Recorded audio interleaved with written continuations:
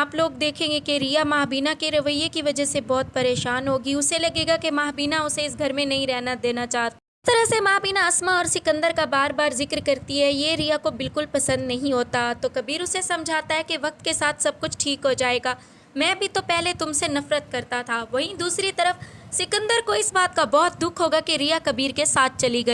सिकंदर कागजात लेके कबीर के घर जाएगा और कबीर को बुलाएगा और रिया और कबीर के सामने वो कागजात फाड़ के कबीर को कहेगा कि मैं ये घर तुमसे दुगनी कीमत में वापस लूंगा, लेकिन तुम ये समझते हो कि इस घर को लेके मैं अपनी बहन को तुम्हें दे दूंगा, तो ऐसा बिल्कुल भी नहीं होने वाला। और वो रिया को कहेगा कि तुम मेरे साथ अभी चलो, तुम इस घर की वजह से इसके साथ आई थी, लो अब ये घर मैंने इसे वापस कर दिया।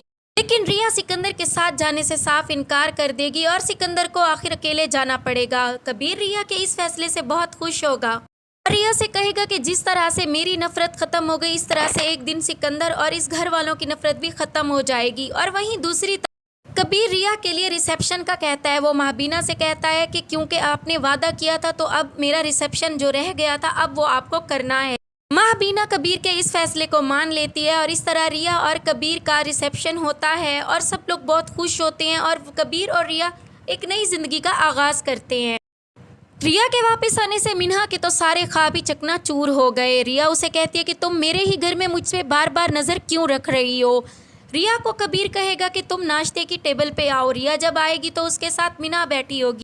कबीर कहेगा मिन्हा को कि तुम यहाँ से उठो, ये जगह रिया की है। और इस तरह से कबीर रिया को अपने साथ बिठा लेगा और रिया को उस घर में वही इज्जत मिलेगी जो उस घर में वफा को मिल रही होती है। अगर आप इसी तरह टीजर्स देखना चाहते हैं तो चैनल को सब्सक्राइब